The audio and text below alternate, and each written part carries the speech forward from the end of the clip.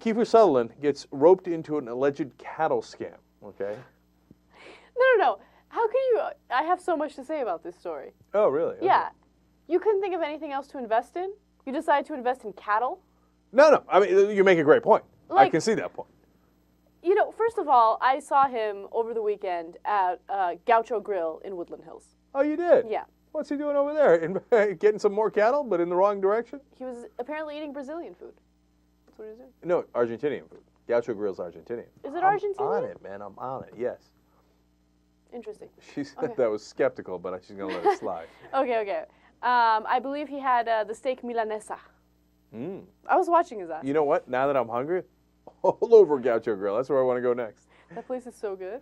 Yeah, skirt steak. That's the way to go. And yeah, look, he invested $869,000 in this cattle scam. He just wants to give his money away. He's like, oh, investing in cattle? Sure, here.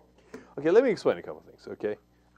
Number one, if you want to scam anyone, by all means do it to celebrities, okay? One, because it's going to work, okay? You can come up with any dumbass idea and it'll work. But you remember that story we did with a pro athlete who invested $500,000 in a business that has, that's for inflatable rafts that are not yet inflated that you put underneath your couch.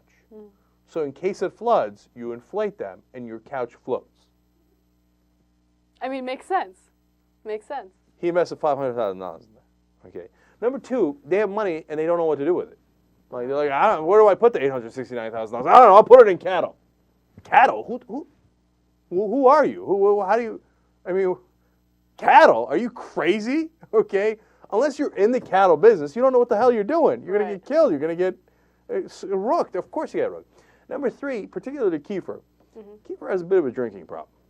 Okay.